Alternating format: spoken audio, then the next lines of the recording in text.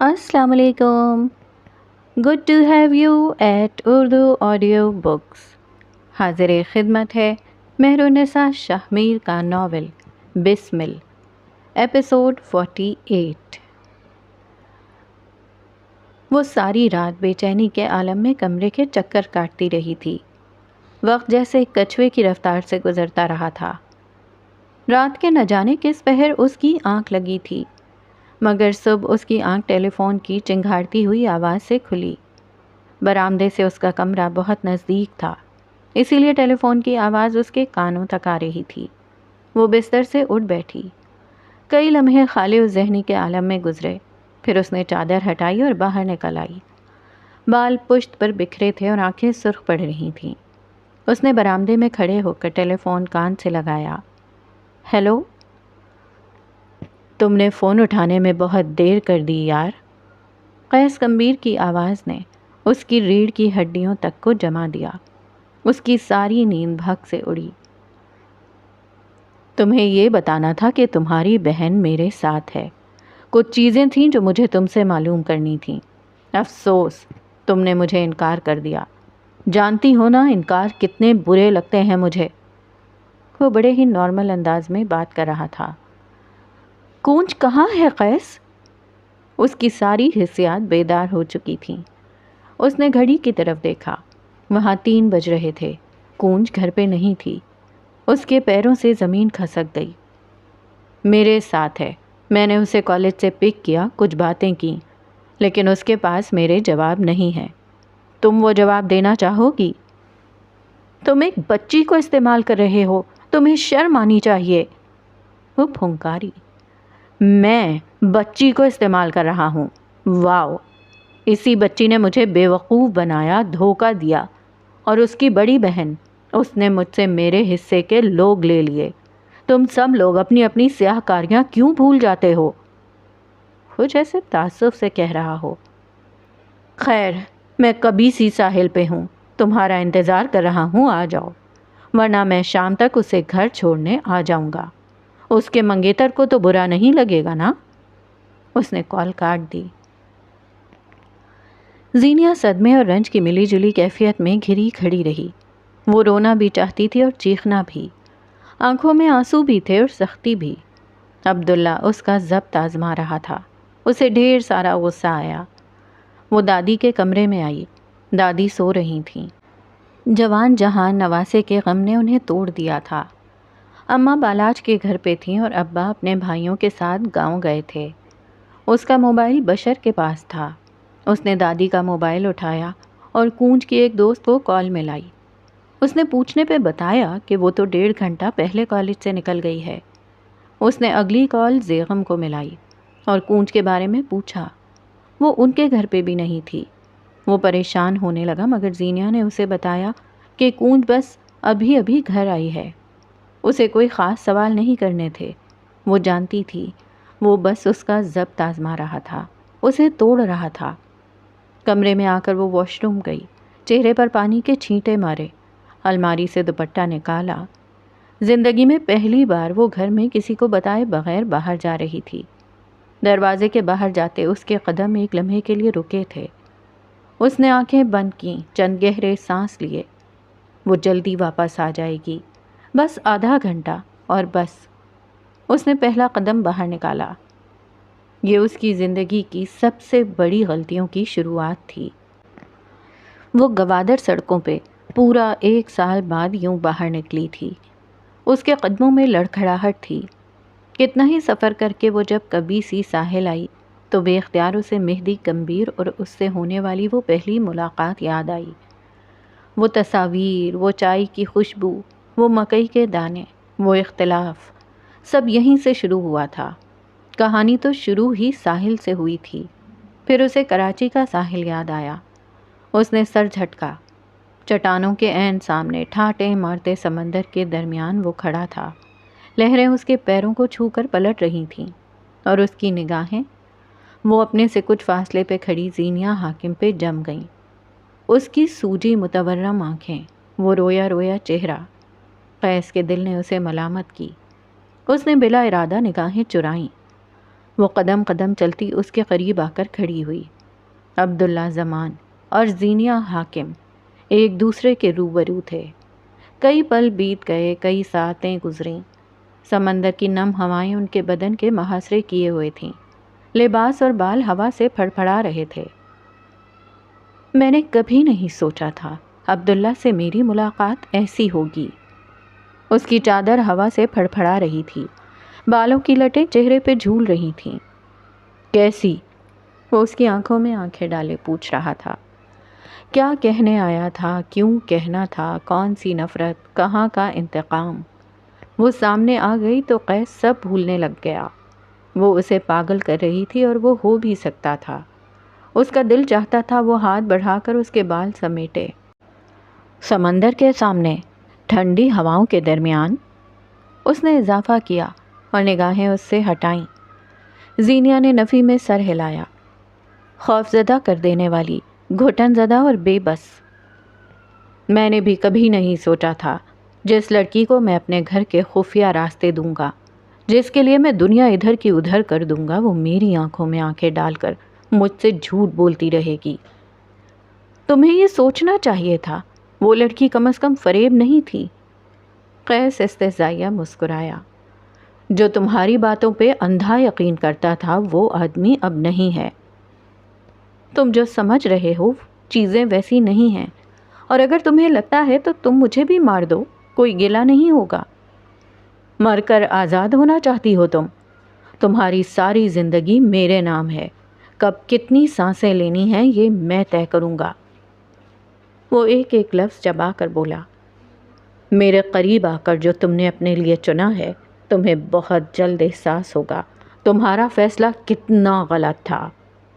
پھر میں تمہیں بتانا چاہوں گی، تم نے غلط لڑکی کا انتخاب کیا ہے۔ تم میرے حاکم نہیں ہو، نہ میں بننے دوں گی۔ میری بہن کہاں ہے عبداللہ زمان؟ تم نے میرے سوالوں کے جواب نہیں دیے۔ وہ کمال معصومیت سے بولا۔ وہ چھوٹی بچی ہے قیس، اسے ہمارے درمیان مت لاؤ، بیٹھ کر بات کرتے ہیں۔ اس نے پیر پانی سے باہر نکالے اور چٹانوں کے ساتھ رکھے پتھروں کی طرف لوٹ آیا۔ زینیہ چاروں ناچار اس سے فاصلے پر آ کر بیٹھی، بے چین اور غیر آرام دہ۔ میری بہن کہاں ہے؟ اس سوال کا جواب تمہیں سب سے آخر میں ملے گا، جب تم میرے سارے سوالوں کے جواب دے دو گی۔ جتنی دیر کرو گی اتنا نقصان ہوگا، اور نقصان بھی سارا تمہارا۔ زینیہ کی آنکھوں میں سرخ ڈورے بننے لگے، گود میں دھری مٹھیاں بھینچ گئیں، یہاں تک کہ ان میں ناخن پیوست ہونے لگے۔ قیس نے ناگواری سے اسے دیکھا، پھر ہاتھ آگے بڑھا کر اس کی بھینچی ہوئی مٹھیاں کھولنے کی کوشش کی۔ زینیہ نے اس کے ہاتھ ہٹانے چاہے مگر قیس کی گرفت سخت تھی۔ اس نے زبردستی اس کی کلائیاں ہاتھوں میں لیں اور اس کی بھینچی ہوئی مٹھیاں کھولیں۔ ہتھیلیاں سرخ پڑ گئی تھیں۔ تمہارے ہاتھ پسند ہیں مجھے، ان کو اذیت دو گی تو بہت برا پیش آ سکتا ہوں۔ یہ اس کے دفتر میں کام کرنے والی ملازمہ نہیں تھی جسے چھونے کی خواہش وہ دل میں رکھتا، یہ اس کی منگیتر تھی، عبداللہ کے نزدیک اس کی ملکیت بھی۔ اب اس کے پاس تمام جملہ حقوق محفوظ تھے، ایسا اسے لگتا تھا۔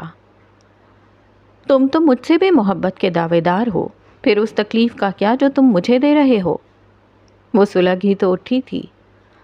تم نے مجھ سے کہا تھا کبھی مجھے دھوکہ نہیں دو گی، تم میرے لوگوں میں سے تھی، وہ لوگ جو محض گنتی کے ہیں، ان میں سے بھی کچھ کاذب نکل آئیں تو میں کہاں جاؤں؟ وہ اس کا ہاتھ اپنے ہاتھ میں لیے اس کی ہتھیلیاں دیکھنے لگا۔ زینیہ مسلسل ہاتھ چھڑوا رہی تھی۔ میں نے تمہیں بلایا تھا عبداللہ، کتنی بار، کتنے لوگوں کے ساتھ تمہیں پیغام بھیجے، تم نے ہر دفعہ مجھے رد کیا۔ اس نے قیس کا ہاتھ جھٹکا، گرفت سخت ہو گئی۔ تو تم انتظار کرتی؟ میں غصے میں تھا، میرے مسائل تھے، عورت کو سمجھداری سے کام لینا ہوتا ہے، اور تم نے کیا چنا؟ کوئی اور مرد؟ قیس نے دانت پہ دانت جما کر ضبط کیا، پھر زینیہ کو دیکھا۔ میرا دل چاہ رہا ہے ابھی کے ابھی تمہیں آگ لگا دوں۔ تم نے کیسے کسی مرد کو اختیار دیا کہ وہ تمہیں دیکھے اور چھوئے؟ زینیہ کی کلائی جیسے اس کے لمس پہ جلنے لگی تھی، وہ سختی سے پیش آ رہا تھا۔ خود سے پوچھو عبداللہ، کیا یہ اختیار میرے تھے؟ میرے اوپر 2 مرد مسلط تھے، ابا اور بشر۔ بالاج کبھی بھی میری مرضی نہیں تھا۔ تمہارے علاوہ کسی اور سے شادی تو کیا، تعلق بھی نہیں سوچا تھا میں نے۔ وہ اس کی آنکھوں میں آنکھیں ڈالے کہہ رہی تھی، جو حقیقت تھی، حرف بحرف سچ۔ میں نے بالاج کو 1000 دفعہ منع کیا تھا، میں نے بشر کو انکار کیا تھا، کیونکہ مجھے لگتا تھا میری پشت پہ، میرے دائیں بائیں، میرے آگے، ہر جگہ عبداللہ ہے، اور اسی بات کی تصدیق کے لیے میں تمہیں کالز کرتی رہی۔ میں نے تمہاری کتنی منتیں کی، لیکن تم نے مجھے جتایا کہ میں چاروں اور سے اکیلی ہوں، میرے پاس عبداللہ نہیں ہے۔ اس کے بعد میرے پاس کوئی چارہ نہیں بچا تھا، میں بے بس تھی عبداللہ، تم نے مجھے بے بس کیا۔ اس نے آخری لفظوں پہ زور دیا۔ جب تم نہیں رہے اور ابا نے ہر صورت میری شادی کروانی تھی، بالاج نہ صحیح کوئی اور، تب میں نے اسی آدمی پہ قناعت کر لی، کم از کم وہ خاندان کا درست آدمی تھا۔ یعنی تم نے سمجھوتا کیا؟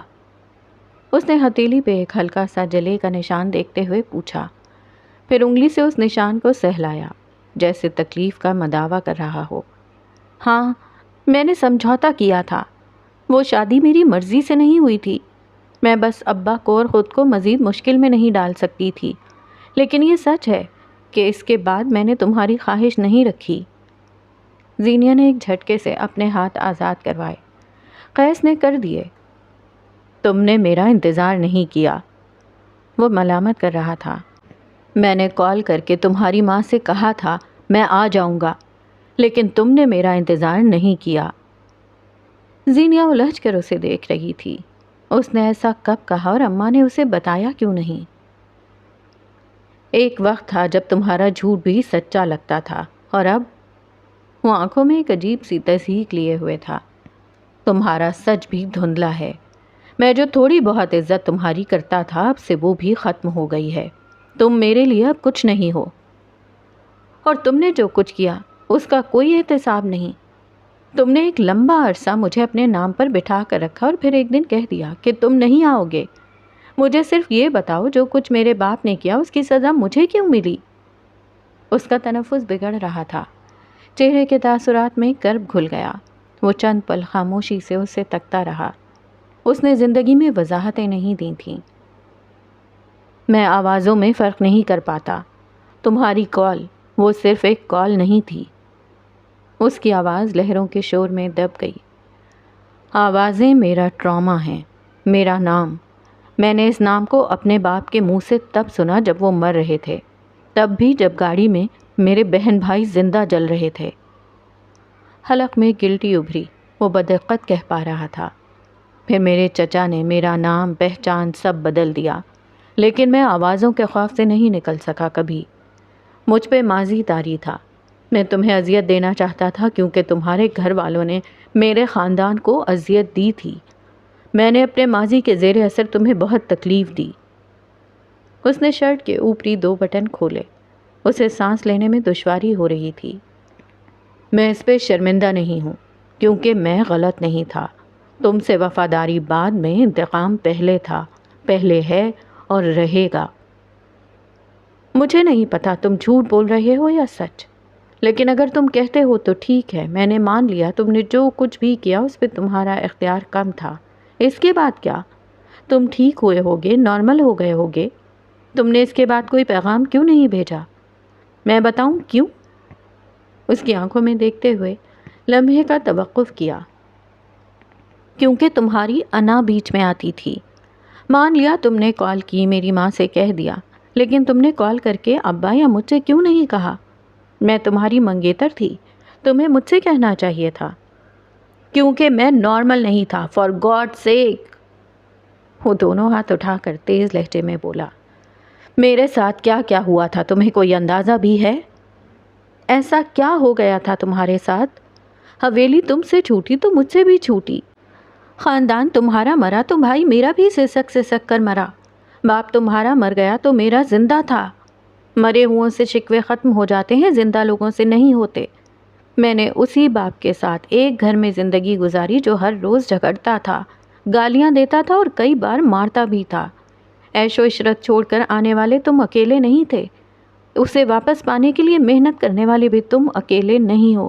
میں اب تک اسٹرگل کر رہی ہوں اپنا نام بنانے کے لیے، پیسہ کمانے کے لیے، اپنے کیریئر کے لیے، اور اس سب کے درمیان میں اللہ سے تعلق کھو چکی ہوں، اپنا وقار کھو چکی ہوں، باؤنڈریز توڑ دیں، غلط انسان سے شادی کر لی، میری طلاق ہو گئی، میں چاروں اور سے جکڑی گئی۔ اس کا تنفس بری طرح پھول گیا تھا، چہرہ سرخ تھا مگر وہ بول رہی تھی۔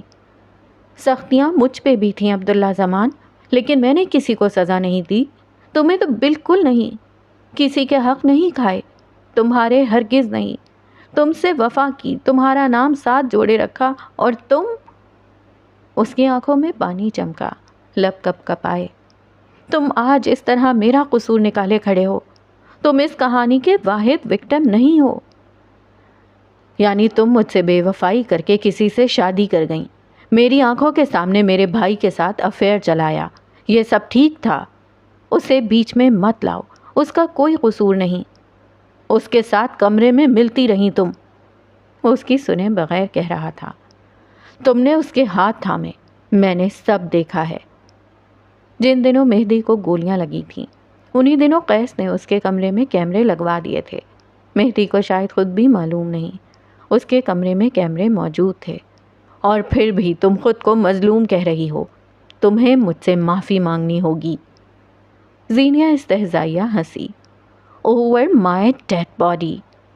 بڑے سے پتھر کے سامنے کھڑے ان دونوں کے بال اور لباس ہوا سے پھڑ پھڑا رہے تھے، چہرے پہ دونوں کے ایک سا تمسخر تھا، گردن ایک ہی انداز میں اٹھی ہوئی اور آنکھوں میں ایک جیسی ضد۔ وہ دونوں مر سکتے تھے، جھک نہیں سکتے تھے۔ عبداللہ زمان اور زینیہ حاکم ایک دل فریب دھوکہ تھے۔ تم نے بے وفائی کی قیس، کیا تم اس کی معافی مانگتے ہو؟ وہ 2 قدم آگے آیا، اس کے قریب۔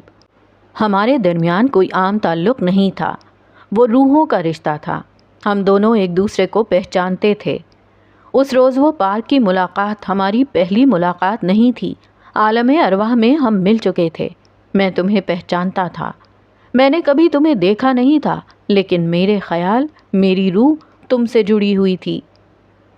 اس نے جھک کر زینیہ کا ہاتھ اپنے ہاتھ میں لینا چاہا مگر وہ پیچھے ہوئی۔ قیس کی آنکھوں کا زخمی پن بڑھ گیا۔ مجھے تمہارے خیال سے محبت تھی، تمہاری روح سے محبت تھی، مگر جب تم مجسم میرے سامنے تھیں تب میں ریزسٹ نہیں کر سکا، مجھے تم سے دوبارہ محبت ہو گئی، مجھے اسی لڑکی سے محبت ہوئی جس سے میری روح کا تعلق تھا، میں اسے معجزہ کہتا ہوں، لیکن تم پہ۔ وہ ایک لمحے کو خاموش ہوا، پھر دھیرے سے آزردگی سے اضافہ کیا، تم اسے نہیں سمجھ سکتی، کیونکہ سب آنکھوں نے تم پہ سحر کر دیا ہے، اس کے قریب جانے کا، اس کے ساتھ کا تمہیں حساب دینا ہوگا۔ اسے ان تمام معاملات سے دور رکھو قیس۔ زینیہ کا گلا بھاری ہونے لگا۔ پلیز، اس کا یہاں کوئی قصور نہیں ہے، میری بہن کا یہاں کوئی قصور نہیں ہے، تم انہیں کیوں سزا دے رہے ہو؟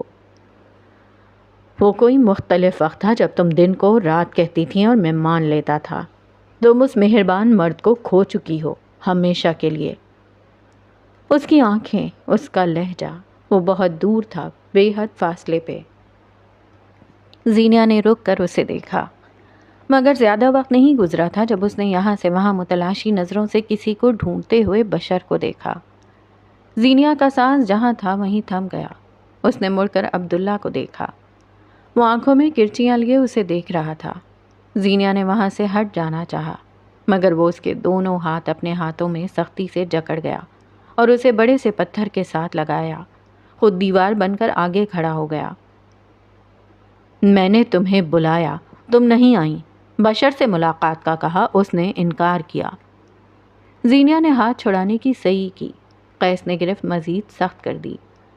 تم دونوں کو معلوم ہونا چاہیے تھا، مجھے ناپسند نہیں، تمہیں معلوم ہونا چاہیے تھا تم پہ سب سے زیادہ حق میرا ہے۔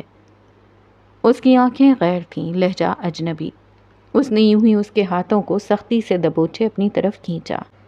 زینیہ سانس روک گئی، وہ اس کے بے حد قریب تھی۔ بہت شوق ہے نا مجھ سے کمپیریزن کا؟ لو، ہم برابر ہوئے، میرا بھائی میرا نہیں رہا اور تمہارا بھائی تمہارا بھی نہیں رہا۔ اسی لمحے بشر کی نگاہ اس طرف پڑی، اس کے عقب میں کالج یونیفارم میں ملبوس کونج کی نگاہ بھی اسی طرف اٹھی۔ فاصلہ تھا مگر اتنا نہیں کہ وہ ان دونوں کو دیکھ نہ سکے۔ زینیا کے ہاتھ اس کے ہاتھوں میں تھے، وہ اس کے انتہائی قریب کھڑا تھا۔ سمندر کا سارا کھارا پن بشر حاکم کے دل میں اترا، ساری جھاگ زینیا کے حلق میں داخل ہوئی، اور کونج حاکم شل تھی۔ جو اس کی آنکھوں نے دیکھا تھا وہ اسے اندیکھا نہیں کر سکتی تھی۔ عبداللہ نے زینیا کی آنکھوں میں آنکھیں ڈالے، اسے کچھ جتایا اور پھر اس کے ہاتھ چھوڑ دیے۔ زینیا حاکم کی طرف اس کے کئی حساب نکلتے تھے، شروعات ہو چکی تھی۔ کوٹھڑی بدل گئی تھی، اب وہ نسبتاً صاف کمرے میں تھی۔ کمرے کے وسط میں ایک لکڑی کی میز رکھی تھی اور اس کے اطراف میں 2 کرسیاں۔ روشن دان سے عمارت کے باہر کھڑے لوگوں کا شور یہاں تک آ رہا تھا۔ ہر آواز پہ لڑکی سکڑ سمٹ جاتی تھی، اس کا گیلا لباس اب سوکھ رہا تھا۔ چہرے کے اطراف میں گرتی لٹیں وہ بار بار انگلیوں سے پیچھے لے جاتی تھی۔ اس کے گلے میں موجود ہمنگ برڈ کا لاکٹ چمک رہا تھا۔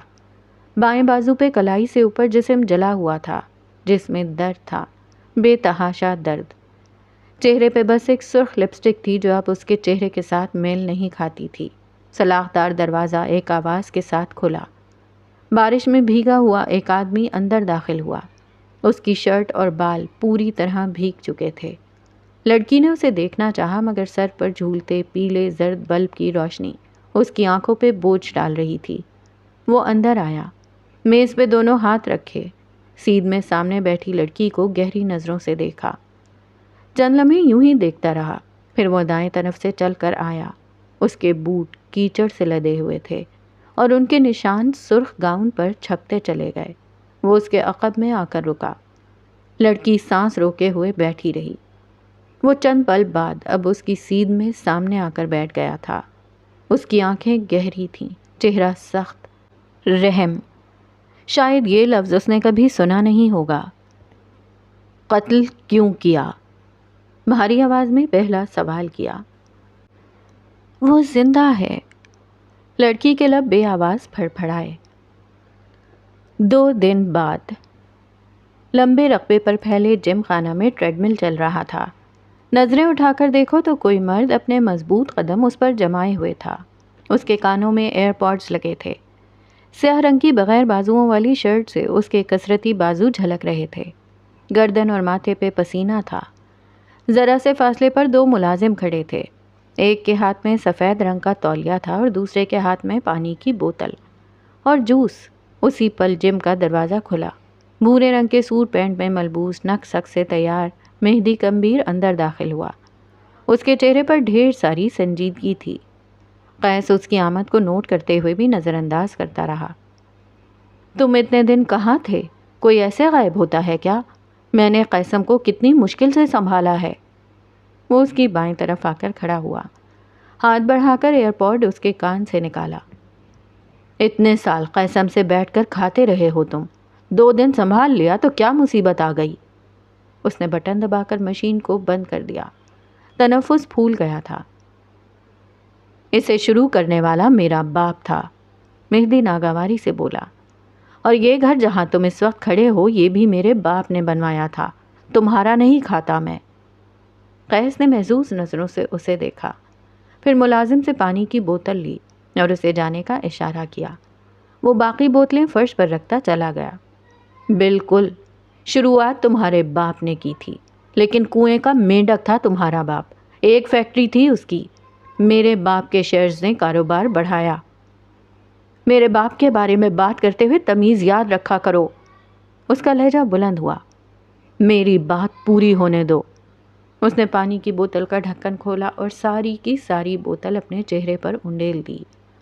پانی چہرے سے گردن اور پھر سینے پر گرتا گیا۔ ماتھے پہ گرے بال بھیگ گئے، سینہ تر ہو گیا۔ اور یہ گھر جب بن رہا تھا تو تعمیر درمیان میں رک گئی تھی، کیونکہ تمہارے نااہل باپ نے پیسے ڈبو دیے تھے۔ تب ایک بار پھر میرے عظیم بابا نے پیسہ لگایا اور اس گھر کو بنوایا۔ پہلی اینٹ رکھنے والے یاد نہیں رہ جاتے، آخری دفعہ جھنڈا گاڑنے والے یاد رہتے ہیں۔ اس نے تولیے سے چہرہ صاف کیا اور تضحیک بھری نظروں سے اسے دیکھا۔ واقعی بہت عظیم آدمی تھے وہ، جنہوں نے مرتے ہوئے اپنی واحد بچی ہوئی اولاد کو بھی انتقام لینا سکھایا۔ مجھے ان کی عظمت اور تمہاری اسٹرگل سے کوئی سروکار نہیں، مجھے صرف یہ بتاؤ کہ تم کہاں تھے؟ وہ قیس کے عین سامنے آ کر کھڑا ہو گیا تھا۔ سیاہ آنکھیں سبز آنکھوں میں گڑی ہوئی تھیں، دونوں میں ایک جیسی ناگواری تھی، دونوں میں ایک جیسی ٹھنڈک اور ایک جیسا علم، جس سے وہ دونوں لا علم تھے۔ تم میں اب بھی اتنے گٹس ہیں کہ تم میرے سامنے کھڑے ہو کر مجھ سے سوال کرو؟ میں وہی ہوں جس نے بختیار چچا کی 1000 منتوں کے بعد بھی انیسہ کی طرف آنکھ اٹھا کر بھی نہیں دیکھا، اور تم میری ہی منگیتر کے ساتھ، شرم نہیں آئی تمہیں؟ اس نظر سے کیسے دیکھ سکتے ہو تم اسے؟ مہدی کی رنگت ایک لمحے میں سفید پڑی، وہ چند لمحے کچھ بول نہیں سکا، تحیر ایک چھوٹا لفظ بن گیا۔ میں چاہے جتنا برا سہی، میرا باپ جتنا برا سہی، لیکن میں تمہارے ساتھ اچھا بھی رہا ہوں۔ کیا میں یہ ڈیزرو کرتا ہوں کہ تم مجھے اس طرح دھوکہ دو؟ تم اس حد تک گر گئے کہ تم اسے اپنے کمرے میں لے جاؤ؟ وہ رنجیدہ لگتا تھا۔ مہدی دھیرے سے اس ساکت ہوئی ٹریڈ مل پہ بیٹھ گیا، اس کی ٹانگوں سے جان نکل گئی تھی۔ مجھے نہیں پتا تھا وہ تمہاری منگیتر ہے، اس کی آواز کہیں دور سے آتی تھی۔ سچ جھوٹ کا سمے آ گیا تھا۔ تب نہیں پتا تھا، لیکن پھر تمہیں پتا چل گیا تھا نا؟ کیا تب تم نے اس سے ہر تعلق ختم کیا؟ کر دوں گا، اگر وہ چاہے، وہ کہے تو کر دوں گا۔ وہ تمہارے ساتھ نہیں رہنا چاہتی نائٹ میئر۔ وہ جیسے اسے سمجھانا چاہتا ہو۔ یہ میں طے کروں گا کون کیا چاہتا ہے۔ تم اب بھی اپنے دھوکے پہ قائم رہنا چاہتے ہو؟ میں نے کوئی دھوکہ نہیں دیا، فار گاڈ سیک۔ وہ جھلا گیا۔ جو کچھ کیا وہ تم نے کیا۔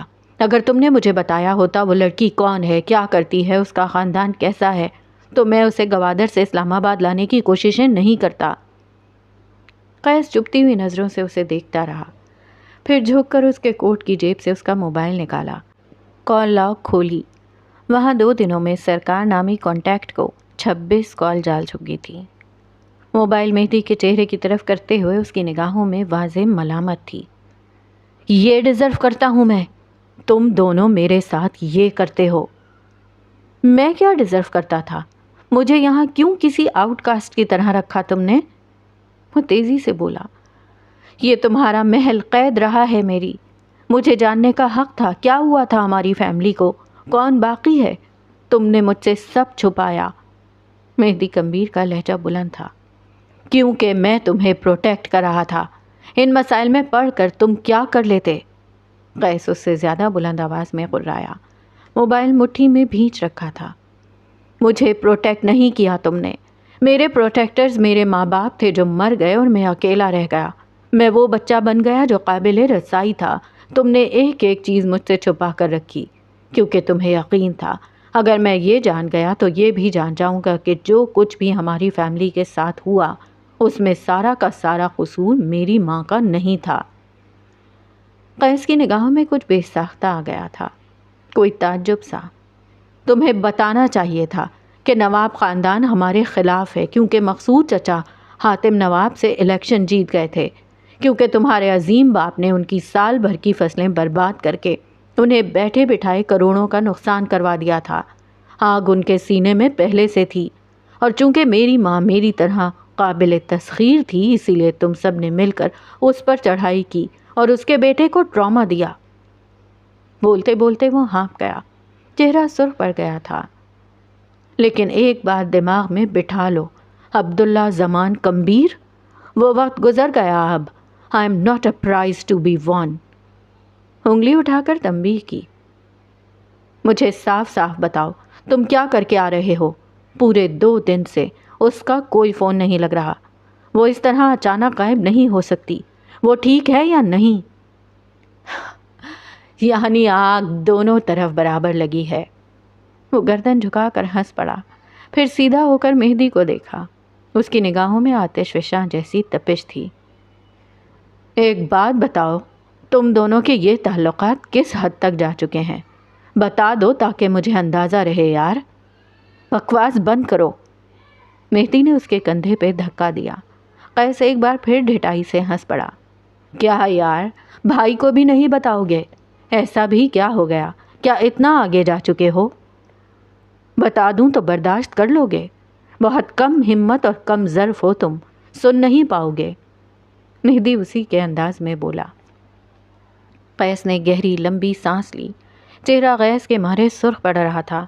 اس کا بس نہیں چلتا تھا مہدی کے ٹکڑے ٹکڑے کر دے اور کتوں کو کھلائے۔ وہ مجھ سے منسوب ہے، اس نے دھیمے لہجے میں کہا۔ اس مرد کو ایک بار پھر معاف کیا۔ میں اس کے ساتھ کچھ بھی کرنے کا حق رکھتا ہوں۔ تم خود کو اس معاملے سے دور رکھو، میں تمہیں ہرٹ نہیں کرنا چاہتا۔ تم نے زینیا کے ساتھ کیا کیا ہے قیس؟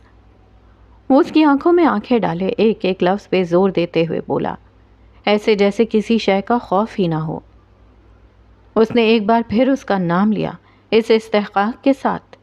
قیس نے جھک کر پانی کی بھری ہوئی بوتل اٹھائی اور پوری قوت سے اس کی پیشانی پر دے ماری۔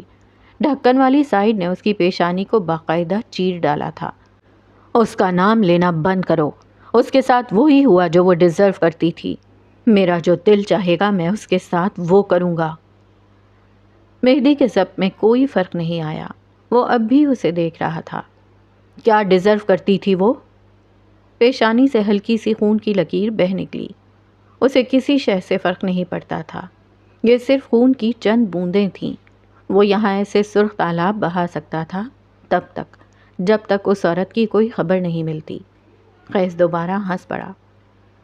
ماننا پڑے گا منگیتر صاحبہ بہت ٹیلنٹڈ ہیں۔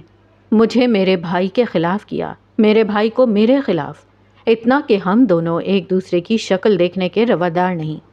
میں نے بھی بس وہی کیا۔ اس نے مجھ سے میرا خاندان چھینا، میں نے اس سے اس کا خاندان۔ وہ میری سول میٹ ہے۔ And now we are on same pitch۔ مہدی سر ہلاتے ہوئے پیچھے ہوا، پھر جھک کر بوتل اٹھائی اور اسی قوت سے قیس کی طرف پھینکی جس قوت سے چند لمحے قبل اس نے پھینکی تھی۔ وہ اس کے کان سے ذرا سے بچ کر ایک طرف نکلی۔ سوٹ پینٹ والا مرد اس کے قریب آ کر رکا، اس کے کندھے پہ پڑا سفید تولیہ اٹھا کر پیشانی صاف کی۔ قیس اسے دیکھتا رہا۔ ہاں، اسے شوق لگا تھا۔ مہدی کمبیر نے کبھی جوابی حملہ نہیں کیا تھا۔ اگلی بار نشانہ نہیں چوکے گا۔ چھوٹے بھائی سے پٹ کر اچھے نہیں لگو گے۔ اگلی بار دھیان رکھنا، اگلی بار مجھ پہ ہاتھ مت اٹھانا اور اگلی بار اسے ہرٹ مت کرنا۔ وہ کہہ کر آگے بڑھا۔ اسے عقب میں قیس کے قہقہے سنائی دیے۔ وہ گردن پیچھے پھینکے ہنستا جا رہا تھا، نیم دیوانہ سا۔ مہدی کے بڑھتے قدم ٹھہر گئے۔ میں سمجھتا تھا تمہیں اس سے محبت ہے، وہ یوں ہی ہنستے ہنستے بمشکل بول سکا۔ لیکن تم، او خدایا، تم سمجھتے ہو تم اسے کسی ظالم دیو کی قید سے چھڑوا لو گے؟ وہ پیٹ پہ ہاتھ رکھے بے ہنگم قہقہے لگا رہا تھا۔ تم اس کی مدد اس لیے کر رہے ہو کیونکہ تم اپنی مدد نہیں کر سکے، اور تم اسے ہرٹ اس لیے کر رہے ہو کیونکہ تم ہرٹ ہوئے ہو۔ آبویسلی۔ اس نے ہتھیلی کی پشت سے نم آنکھیں صاف کیں اور ایک بار پھر ہنسا، کھوکھلی خالی ہنسی۔ جو مجھے ہرٹ کرے گا تو میں اسے ہرٹ کروں گا، یہی اصول تھا اور یہی رہے گا۔ لیکن تمہارے لیے اپنے قانون بدلے تھے یار۔ اسے افسوس سا ہوا۔ مہدی نے گردن پھیر کر اسے دیکھا۔ یہ زمینی فاصلہ نہیں تھا، یہ دلوں کا فاصلہ تھا۔ اسے کیسے طے کرنا ہے وہ نہیں جانتا تھا۔ وہ کہانیاں ہوتی ہیں گرین وونڈ، جہاں شہزادہ آتا ہے اور شہزادی کو بچا لیتا ہے۔ یہ اصل زندگی ہے۔ یہاں شہزادہ، دیو، قلعہ، قید ایک ہی انسان ہے۔ زینیا حاکم کے لیے سب میں ہوں، تم درمیان میں صرف اضافی ہو۔ اچھا، لیکن مجھے اس کی آنکھیں بتاتی ہیں تم اضافی ہو۔ قیس کی مسکراہٹ ایک لمحے میں سمٹ گئی۔ تم اس کی آنکھیں نہیں پڑھتے یا پڑھنا نہیں چاہتے؟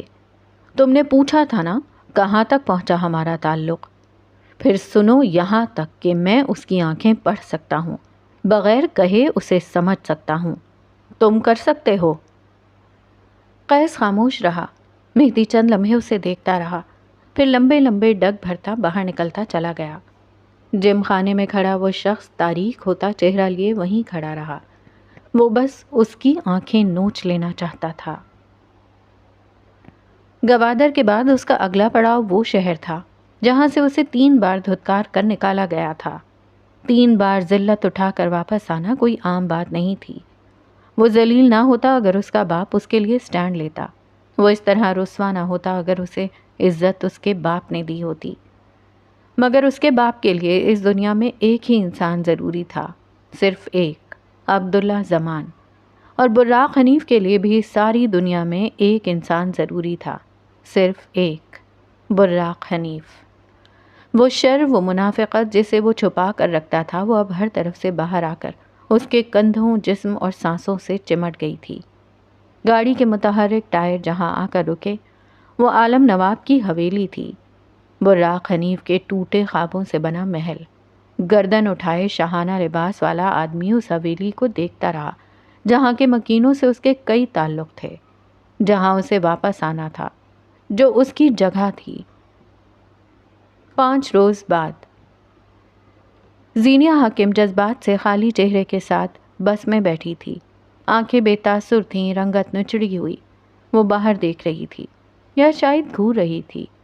بس کے باہر حاکم نواب کھڑے تھے، ان کے ساتھ زیغم تھا۔ اسی پل بس چل پڑی۔ چند پل اسے باپ کا چہرہ نظر آتا رہا، پھر وہ غائب ہوتا چلا گیا یا شاید کسی اور منظر میں ڈھل گیا۔ اس وقت وہ یہ نہیں جانتی تھی کہ اگلی بار وہ چہرہ اس تاثر کے ساتھ نظر نہیں آئے گا۔ 5 روز قبل اس روز زینیہ حاکم نے اپنی آنکھوں کے آگے قیامت دیکھی تھی۔ ذلت قیامت ہی ہوتی ہے۔ ساحل سے واپسی ہوئی تھی مگر وہ بھائی کو وہیں چھوڑ آئی تھی۔ بہن جس احترام کی نگاہ سے اسے دیکھتی تھی وہ احترام کہیں کھو گیا تھا۔ وہ صبح سویرے کسی کام کے لیے باہر جا رہا تھا جب زینیہ صحن میں اس کے سامنے آ کر کھڑی ہوئی، کل والا ملگجا لباس اور بکھرا حلیہ۔ تم میرا اعتبار نہیں کرو گے ادا، میں وہ نہیں ہوں جو عبداللہ نے تمہیں بتایا ہے۔ بشر نے ایک نظر اسے دیکھا، وہ ایک نظر کاٹدار تھی۔ تم سے اعتبار اٹھ چکا ذہنی، اب میں تمہیں نہیں جانتا۔ وہ باہر کی طرف جانے لگا جب زینیہ نے اس کی کوہنی پکڑ کر اسے روکا۔ مجھے واپس جانا ہے، میرا کیریئر بھاڑ میں گیا سب۔ اگر تم نے اس گھر سے ایک قدم باہر نکالا تو تم اور میں الگ ہو جائیں گے۔ درشتی سے کہتے وہ چلا گیا تھا۔ چند پل بعد وہ اس صحن میں اکیلی تھی، مگر کسی اور منظر میں اس کے ساتھ کوئی اور وجود تھا۔ 4 روز پہلے اس روز کونج کا موبائل گلی میں کسی چور و چکے نے چھین لیا تھا۔ اس کے بعد اس کی طبیعت الگ خراب تھی، سو بشر اسے اسپتال لے گیا۔ وہ دوسرے شہر جانے والا تھا مگر جا نہیں سکا۔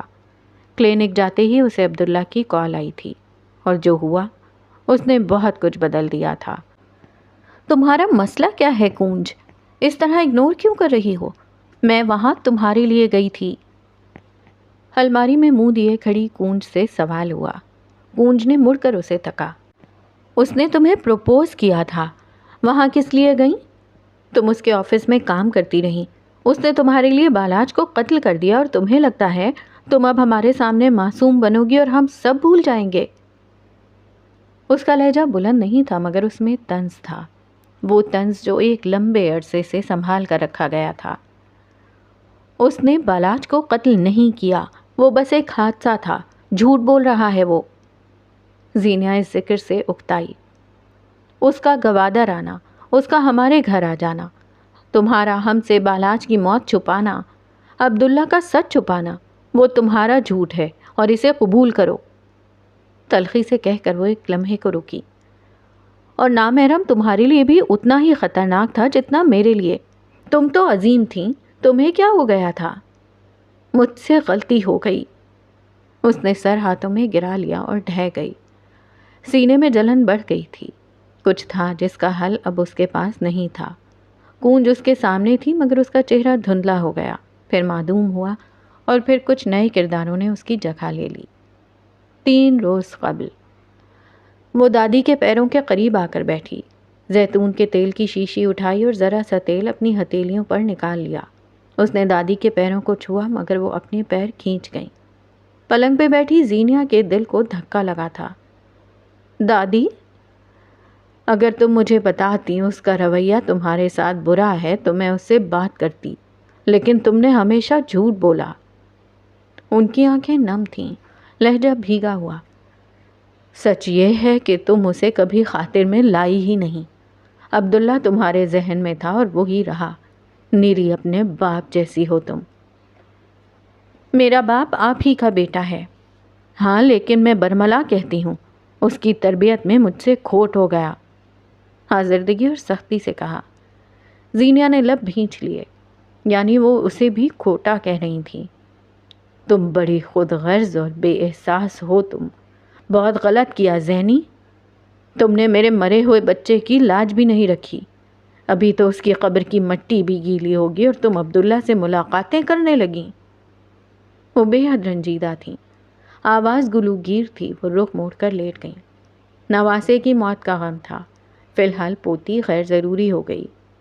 زینیا اب ان کا چہرہ نہیں دیکھ سکتی تھی، مگر اس چہرے کی جگہ بھی کوئی اور لے چکا تھا۔ 3 روز قبل۔ اماں لائیں، میں روٹیاں ڈال دیتی ہوں، اس نے چولہے کے آگے کھڑی اماں سے کہا۔ ساتھ قمیص کے بازو موڑے۔ اماں لائیں نا، میں کر دیتی ہوں۔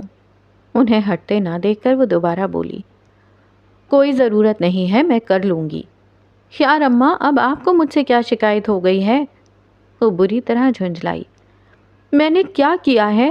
سارے گھر والے میرے پیچھے اس طرح پڑ گئے ہیں جیسے عبداللہ تو ہمیشہ سے بہت نیک اور پارسا رہا ہے۔ اماں نے رخ اس کی طرف موڑا، ان کی آنکھوں میں تیش تھا۔ زینیا نے ان کے کندھے پہ ہاتھ رکھا۔ میرا یقین کریں، میں وہاں کونج کے لیے گئی تھی اور مجھے معلوم تھا وہ جب تک مجھ سے مل نہیں لیتا یہاں سے جائے گا نہیں۔ تمہارے اور اس فرنگن کے بیٹے کے درمیان کیا ہے؟ زینیا کی بھویں آپس میں الجھ گئیں۔ وہ سمجھ نہیں سکی۔ عبداللہ کہتا ہے تمہارا اس کے کزن کے ساتھ تعلق ہے۔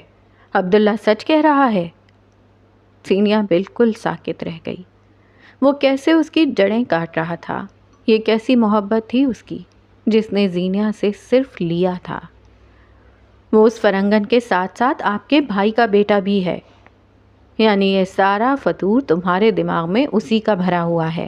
عبداللہ درست کہتا ہے۔ وہ جھوٹ بول رہا ہے اماں، وہ چیزیں غلط طریقے سے پیش کر رہا ہے۔ یعنی تمہارے اور اس کے کزن کے درمیان کچھ نہیں؟ اماں، میں بس کر دو بچے، وہ سر کو نفی میں ہلاتے ہوئے بولی۔ عورت نے نہ کہنا ہو تو تمہیدیں نہیں باندھتی، اور اگر تمہیدیں باندھے تو نہ نہیں کہتی۔ آپ سے یہ سب کس نے کہا؟ عبداللہ کی کال آئی تھی۔ پھر آپ نے اس سے یہ نہیں پوچھا کہ اتنے سال بعد اب اسے آپ کی یاد کیوں آ رہی ہے؟ وہ فریب دے رہا ہے آپ کو، جھوٹ پہ جھوٹ گڑھ رہا ہے اور آپ سب اس کی بات مان رہے ہیں۔ اس کا لہجہ بلند ہوا۔ یہ اس کی برداشت کی حد ہی تو تھی۔ اماں اسے نظر انداز کیے کھڑی رہیں۔ بیٹی کے بدلتے رنگ ڈھنگ پہ جو شک تھا وہ یقین میں بدل گیا تھا۔ وہ چولہا بند کرتی کچن سے باہر نکل گئیں۔ اب زینیا تنہا تھی، مگر اگلی رات اس کی تنہائی کا کوئی ساتھی آیا تھا، جسے بہت پہلے آنا تھا، وہ اب آیا تھا۔ 2 روز قبل۔ صبح صادق کا سمے تھا۔ حاکم نواب برآمدے سے گزرتے ہوئے بے اختیار ٹھٹک کر رک گئے۔ زینیا کے کمرے سے رونے کی آوازیں آ رہی تھیں۔ وہ کمرے میں گئے تو اسے جانماز پہ بیٹھے روتے ہوئے پایا۔ ان کی سب سے مضبوط اولاد ہچکیوں کے ساتھ رو رہی تھی۔ حاکم نواب کے دل میں کسی نے کیل ٹھونک دی تھی۔ زینیا ہنوز چہرہ ہاتھوں میں چھپائے رو رہی تھی۔ بس 2 دن، صرف اور صرف 2 دن بعد اس کا CSS کا پیپر تھا اور وہ یہاں تھی۔ وہ چہرہ ہاتھوں میں چھپائے ہوئی تھی۔ حاتم اس کا چہرہ نہیں دیکھ سکے۔ وہ خاموشی سے پلٹ گئے۔ انہیں واقعی نہیں پتا تھا اپنی اس اولاد کو چپ کیسے کروانا ہے، اسے کیسے تسلی دینی ہے۔ کچھ دیر بعد ناشتے سے فارغ ہو کر انہوں نے زینیا کو اپنے کمرے میں بلایا۔ وہ کوئی سوئچ بورڈ کھول کر بیٹھے تھے۔ زینیا کو آتے دیکھا تو کچھ اوزار بیڈ پر رکھے۔ اس کو دیکھو ذرا، پتہ نہیں کیا مسئلہ ہے۔ اس کا کنیکشن خراب ہو گیا ہے، تاریں جڑ گئی ہیں، کل کھول کر دیکھا تھا۔ اس کی آواز بھاری تھی۔ اب دوبارہ دیکھو۔ اور یہ بشر اور تمہارا کیا معاملہ ہے؟ کیوں اس کا موڈ خراب ہے؟ سرسری سا پوچھا۔ وہ خاموشی سے آئی اور پلنگ کی پائیتنی پہ ٹک گئی۔ پتہ نہیں، شاید عبداللہ کے آنے کی وجہ سے۔ آپ نے پوچھا نہیں؟ اس کے ہاتھ ایک بار پھر متحرک ہو گئے تھے۔ مشین بڈیز ایک بار پھر ساتھ تھے۔ پرچے کب ہیں تمہارے؟ 2 دن بعد، آپ کو یاد ہے؟ اس نے نگاہیں نہیں اٹھائیں۔ ان دونوں کے درمیان مزمحل سی خاموشی تھی، یہی رہا کرتی تھی۔ وہ دونوں ایک دوسرے سے بہت دور تھے۔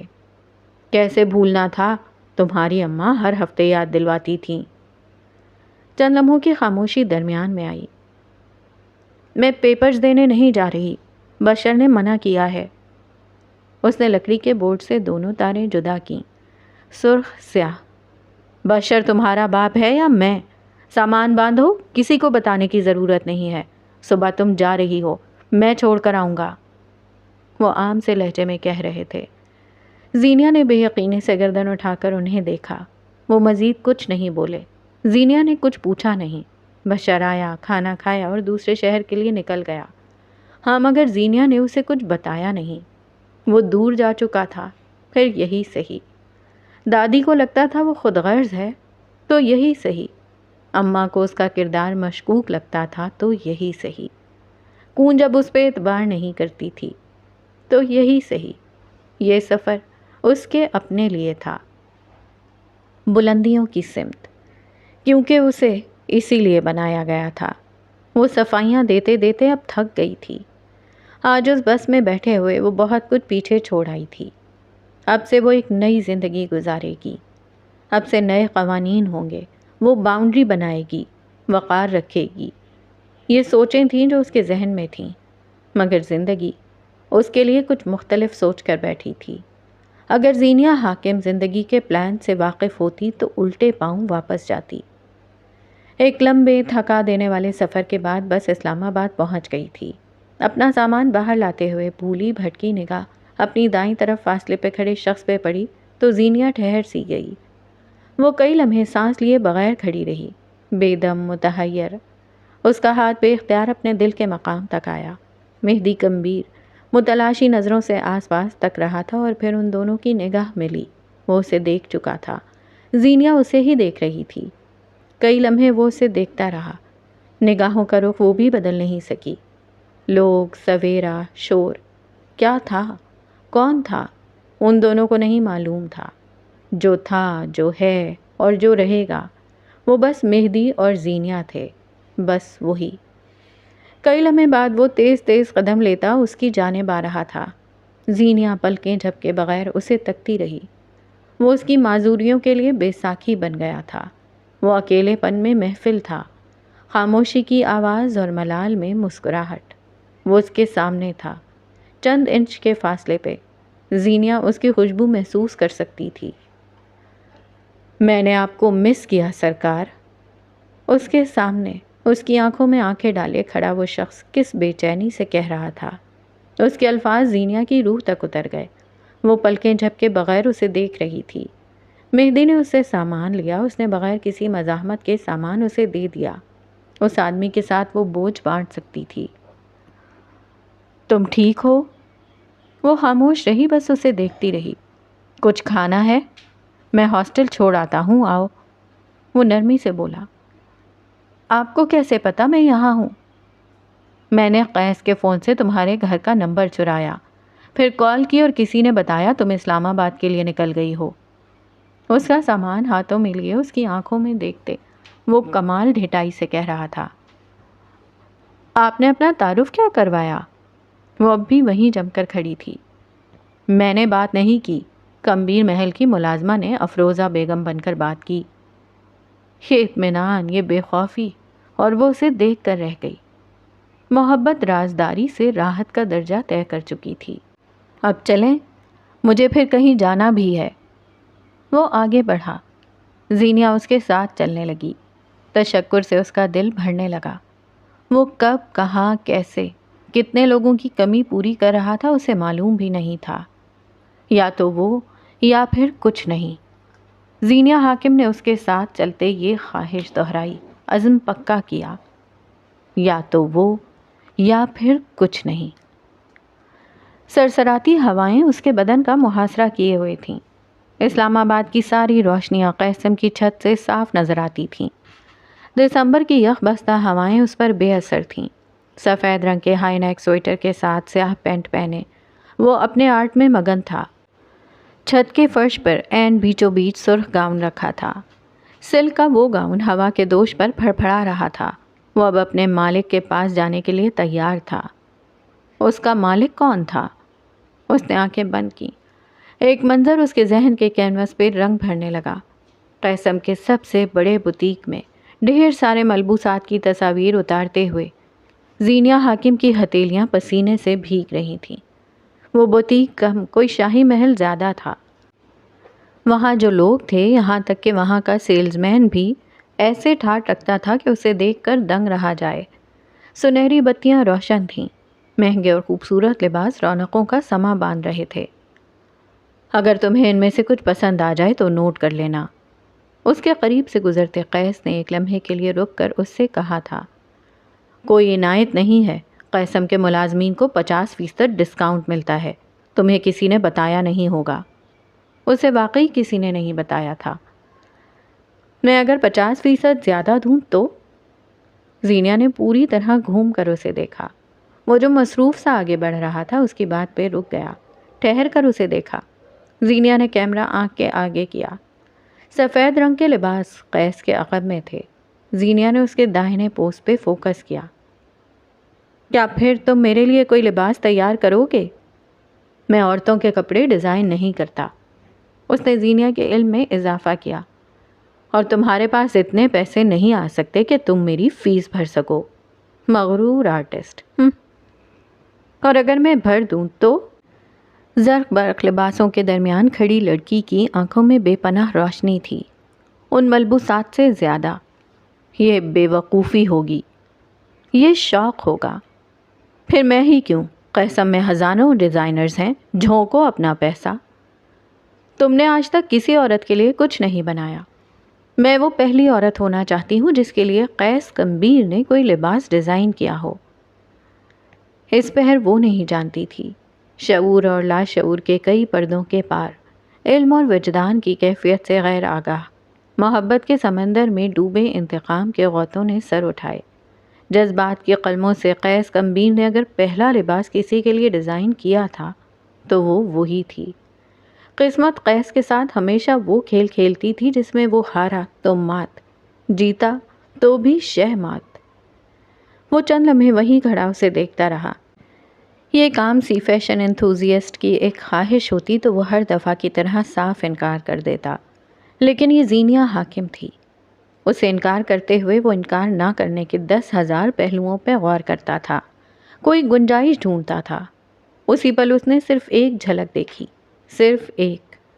سرخ رنگ کا گاؤن کوئی مجسمے پہ ترتیب دے رہا تھا۔ قیس بجلی کی سی تیزی سے اس طرف بڑھا۔ کس کی اجازت سے یہ یہاں لائے ہو تم؟ وہ لوگوں کا خیال کرتے ہوئے مدھم لہجے میں غرایا اور جھپٹ کر لباس واپس لیا۔ دوبارہ اسے چھونے کی جرت کوئی نہ کرے، یہ بیچنے کے لیے نہیں ہے۔ اس نے جھک کر ایک کاٹن میں وہ لباس کسی متاع حیات کی طرح رکھا۔ ملازمین اسے ٹھہر کر دیکھ رہے تھے۔ وہ واپس زینیہ تک آیا، چہرے پہ ہاتھ پھیرا اور اسے دیکھا۔ پہلا نہیں، لیکن میرا دوسرا ڈیزائن تمہارے لیے ہو سکتا ہے۔ پہلا آرٹ ایک قریبی کا حق تھا، میں دے چکا ہوں۔ نہیں، یا تو پہلا یا پھر کوئی نہیں، وہ سادگی سے کہہ کر دوبارہ تصاویر بنانے لگی تھی۔ اپنے پیسوں سے اس نے کوئی ایک شوق پورا کرنا چاہا تھا، نہیں ہو سکا۔ قیس کا دل ہر شے سے اچاٹ ہو گیا۔ زینیہ نے سفید رنگ کے اس کاٹن سے جھلکتے سرخ کپڑے کی ایک جھلک دیکھی تھی۔ آج حال میں اس تاریک رات میں اسلام آباد کی روشنیوں میں گھرے وہ ہوا سے پھڑپھڑاتے اس سرخ گاؤن کو تک رہا تھا۔ آج وہاں اضافہ تھا، ایک سرخ اسکارف کا اضافہ۔ وہ سر ڈھکتی تھی اور قیس چاہتا تھا وہ یوں ہی سر ڈھک کر رہے۔ اس سے گلے ایک طرف، اس سے محبت ایک طرف۔ اب وہ خود آگے آیا، سنگی مجسمے پر ٹنگے اس لباس کو اتارا۔ اب وہ اسے ایک کاٹن میں رکھ رہا تھا، احتیاط سے، ملائمت سے۔ پھر وہ اٹھا اور میز کی طرف آیا۔ وہاں کئی سارے بھورے کاغذ رکھے تھے، سیاہی اور دوات بھی، قلم بھی اور کاغذ بھی۔ اس نے سیاہ روشنائی میں قلم کو ڈبویا، چھینٹے واپس دوات میں گرائے، اور اب وہ قلم سے اس بھورے صفحے پہ کچھ لکھ رہا تھا۔ تمہارے نام، یعنی محبت کے نام، میرا پہلا آرٹ، میری پہلی کامیابی، میری پہلی محبت، تمہارا پہلا حق۔ تم سے شکوے ہیں، بہت ہیں، لیکن تمہارا وجود، اس کی نفی کرنا میرے لیے ناممکن ہے۔ تم نے کئی اور تعلق جوڑ لیے، لیکن ہمارا تعلق عالم ارواح کا ہے۔ میرے احساسات، میرا وقت، میری محبت، میری تمام تر ریاضتیں اور میں، یعنی عبداللہ زمان، سارا تمہارے نام، عبداللہ۔ اس نے بھورا کاغذ تہہ کیا اور واپس آ کر اسے لباس کے اوپر رکھ دیا۔ اپنے ہاتھوں میں وہ کاٹن لیا قیسم کی سیڑھیاں اتر رہا تھا۔ راہداریاں اس کے ہر قدم پر روشن ہو رہی تھیں، اندھیرے چھٹتے جا رہے تھے۔ چند منٹ بعد کارٹن گاڑی کی اگلی نشست پر رکھے وہ سڑکوں پر گاڑی دوڑا رہا تھا۔ دھند میں راستے بن رہے تھے۔ جہاں اس کی گاڑی رکی وہ ہاسٹل سے ذرا فاصلے کی جگہ تھی۔ وہ باہر نکل آیا، گاڑی کے ساتھ ٹیک لگا لی۔ انجن میں حرارت تھی، گاڑی کی لائٹ سڑک پر پڑ رہی تھیں۔ وہ سگار سلگائے گاڑی سے ٹیک لگائے کھڑا تھا، کسی فلم کے ایک ایستھیٹک منظر کی طرح۔ چند منٹ بعد وہاں ایک اور گاڑی آ کر رکی۔ اس کی لائٹس تیز تھیں اور سیدھی قیس کے وجود پر پڑ رہی تھیں۔ سیاہ ٹاپ اور سفید جینز والی عورت گاڑی سے باہر آئی۔ اس کے بال کھلے ہوئے تھے، چہرے پہ ہلکا میک اپ تھا۔ وہ مسکراتے چہرے کے ساتھ قیس کی طرف آ رہی تھی۔ قیس مگر نہیں مسکرا سکا۔ وہ اس کے سامنے آ کر کھڑی ہوئی۔ قیس نے اسے نہیں دیکھا، نہ سوال کیا، نہ اس کے سوال کا جواب دیا۔ حدیبیہ کے دل کو کھٹکا لگا۔ گاڑی میں کچھ سامان ہے، جاؤ اسے دے آؤ۔ وہ سر جھٹکتے ہوئے آگے آئی، گاڑی کا دروازہ کھولا، سامان نکالا۔ اسے منزل پتہ تھی۔ وہ سامان دے کر واپس آئی۔ قیس اب پیسنجر سیٹ پر بیٹھا تھا۔ سگار اب بھی انگلیوں میں دبا تھا اور آنکھوں میں اب بھی ٹھنڈک تھی۔ وہ گاڑی کی دوسری طرف سے آئی اور ڈرائیونگ سیٹ ایک فخر کے ساتھ سنبھالی۔ کہاں چلنا ہے باس؟ تمہارے گھر، وہاں جہاں سب شروع ہوا تھا۔ اس کا انداز بدلا ہوا تھا۔ گاڑی گلی سے باہر لے کر جاتی حدیبیہ ٹھٹک گئی تھی۔ اس نے پینٹ کی پاکٹ سے موبائل نکالا اور نظر بچا کے مقصود کمبیر کے نمبر پر کوئی میسج بھیجنا چاہا، مگر قیس اس کے ہاتھ سے موبائل لے چکا تھا۔ اس نے بغیر دیکھے اسکرین بجھا دی اور موبائل ڈیش بورڈ پہ ڈال دیا۔ وہ دم ساتھ گئی۔ ڈرائیونگ پہ توجہ دو، کیسا رہا ٹرپ؟ نرمی سے کہتے ہوئے اس نے نشست سے ٹیک لگا لی۔ حدیبیہ نے مختصر سا جواب دیا۔ باقی کا راستہ خاموشی سے کٹا۔ گاڑی حدیبیہ کی بلڈنگ کے باہر آ کر رکی اور وہ دونوں ایک ساتھ اندر آئے۔ کچھ وقت بعد وہ دونوں ایک دوسرے کے آمنے سامنے بیٹھے تھے۔ درمیان میں کافی کے مگ رکھے تھے جن سے بھاپ اڑ رہی تھی، مگر وہاں ایک چیز کا اضافہ ہوا۔ قیس کمبیر اپنی جیب سے پستول نکال رہا تھا اور پھر اس نے پستول میز پہ رکھی۔ حدیبیہ کا سانس سینے میں کہیں اٹک گیا۔ اس نے نگاہیں اٹھا کر قیس کو دیکھا، جہاں مان ٹوٹنے جیسا کچھ تھا۔ میں تم سے پہلی بار یہیں ملا تھا حبیب، یہاں، اسی گھر، اسی جگہ۔ وہ اس کی آنکھوں میں آنکھیں ڈالے کہہ رہا تھا۔ اس روز تم زندگی ختم کر رہی تھیں، لیکن میں نے تمہیں زندگی دی۔ وہ بے چین ہو رہی تھی۔ قیس کی سپاٹ نگاہیں اس کے اندر تک گڑھ رہی تھیں۔ میں نے تمہیں کام دیا، تمہیں ابیوز سے بچایا۔ میں نے تمہیں کبھی بھی ایک ملازم نہیں سمجھا، میں نے تمہیں اپنا بازو سمجھا تھا۔ میں نے تمہیں میرے لوگوں میں شامل کیا۔ حدیبیہ کا چہرہ سفید پڑ رہا تھا۔ گردن کے گرد ایک نادیدہ زنجیر کسی جا رہی تھی۔ وہ سانس لیے بغیر اسے تک رہی تھی۔ میں نے زندگی میں اگر کسی عورت پہ بھروسہ کیا تھا تو وہ تم تھیں۔ تم نے مجھے دھوکہ دیا۔ دوسری عورت زینیہ تھی اور اس نے بھی مجھے دھوکہ دیا۔ تم دونوں نے مجھے بہت برے طریقے سے توڑ دیا ہے۔ میں اب دوبارہ کبھی پہلے جیسا نہیں ہو سکوں گا۔ وہ اٹھ کر آئی اور اس کے پیروں میں آ کر بیٹھی۔ اس کی آنکھوں سے بھل بھل آنسو بہہ رہے تھے۔ آنکھوں میں کرب اور خوف تھا۔ قیس اس سے لا تعلق تھا۔ مجھے معاف کر دیں باس، میں صرف اور صرف آپ کا اچھا چاہتی تھی۔ مجھے اندازہ ہو گیا تھا میں نے غلط قدم اٹھایا ہے، لیکن بہت دیر ہو چکی تھی، بہت دیر۔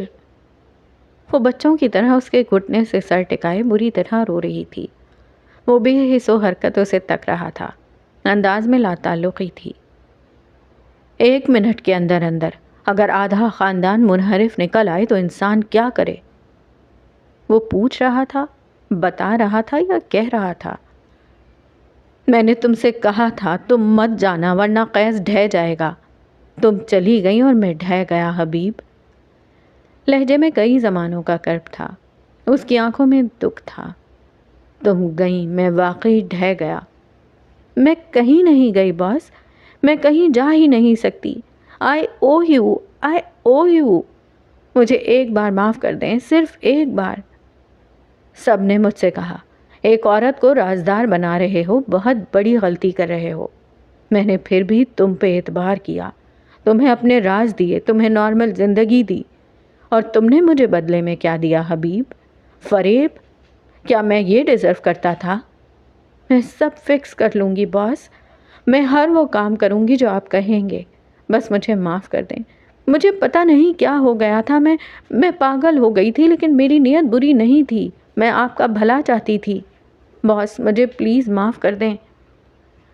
قیس نے جھک کر پستول ہاتھ میں لی اور اسے گھٹنا جھٹک کر دور ہٹایا. حدیبیہ زمین پہ ہاتھ مارتی ہوئی بری طرح رو رہی تھی. قیس نے پستول اس کے ماتھے پہ رکھی اور ٹھنڈی نظروں سے اس کا چہرہ دیکھا. میں نے کتنا سوچا تمہیں کیا سزا دی جائے، لیکن میں ہر دفعہ ناکام ہو جاتا تھا.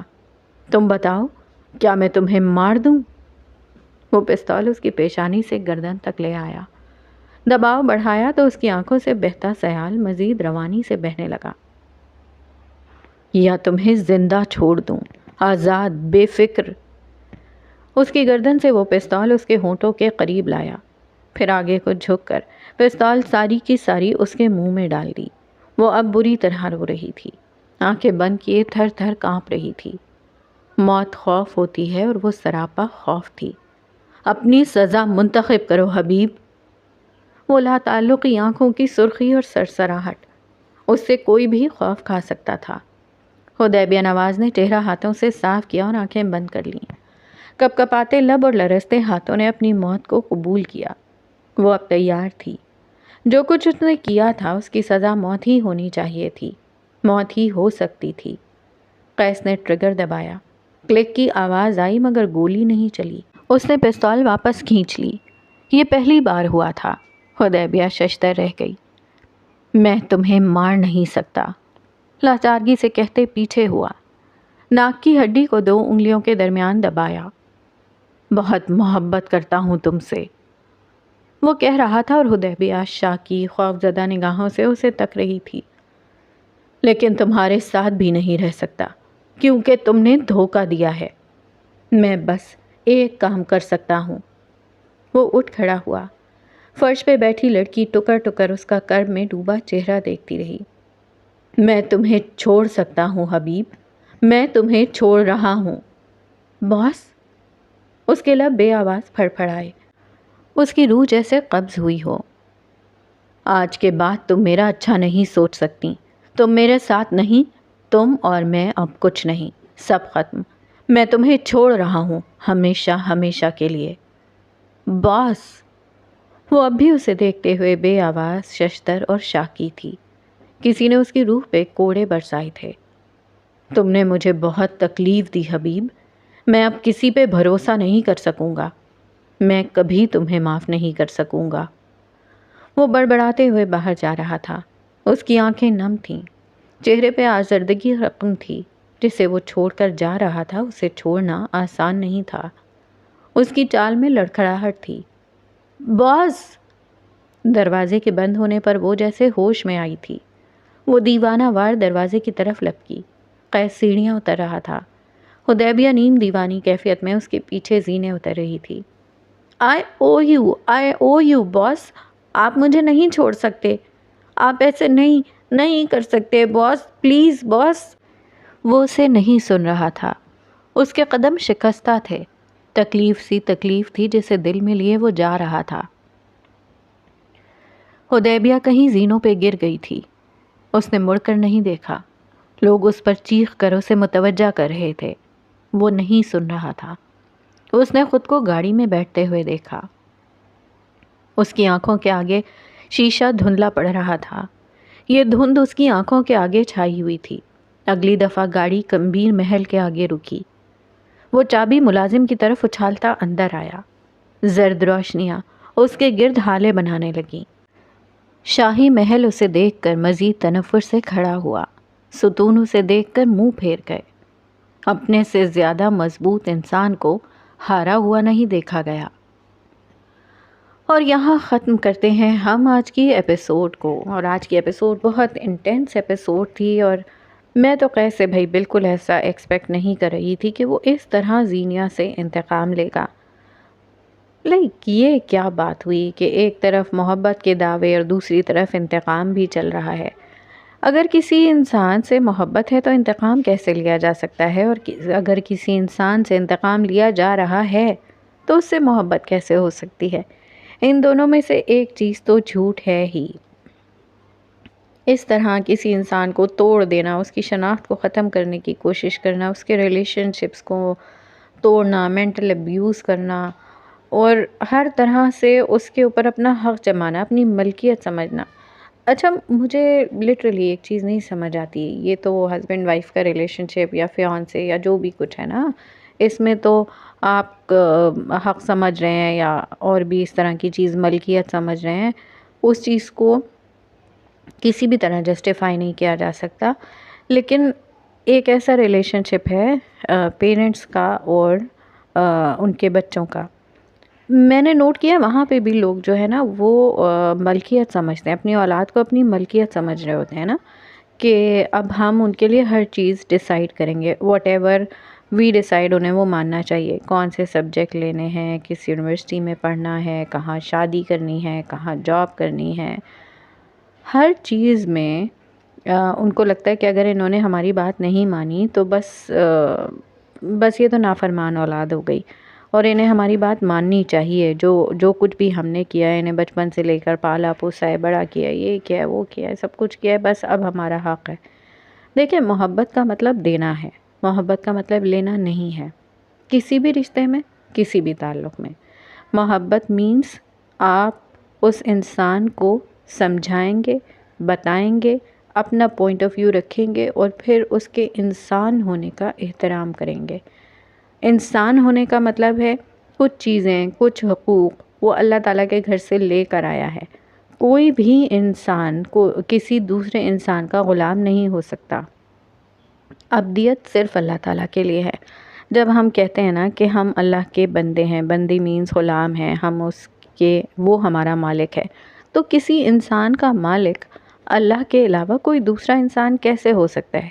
ہاں، ہر انسان کے دوسرے انسان کے اوپر کچھ نہ کچھ حقوق ہیں، بحیثیت پڑوسی حقوق ہیں، بحیثیت بہن بھائی حقوق ہیں، بحیثیت ماں باپ، بحیثیت اسپاؤس آپ کے ایک دوسرے کے اوپر حقوق ہیں، لیکن وہ حق آپ کو اللہ نے دیا ہے، اور جتنا دیا ہے وہ اتنا ہی رہے گا، اس سے زیادہ حق آپ نہیں لے سکتے، کیونکہ وہ پھر ناانصافی اور ظلم ہوگا۔ تو یہاں پہ بھی جو رویہ ہے قیس کا کہ اب حق ہے تو وہ اس کا ہاتھ پکڑ سکتا ہے، کیوں پکڑ سکتا ہے بھائی؟ بیوی تو نہیں ہے، بیوی تو وہ مہدی کمبیر کی ہے، مگر مہدی کمبیر کا حق نہیں ہے۔ حق کس کا ہے جی؟ قیس کا ہے، کیونکہ وہ اس کی منگیتر تھی پہلے، تو منگنی تو کوئی رشتہ نہیں ہے۔ ایون اگر شادی بھی ٹوٹ جائے تو بس رشتہ ختم۔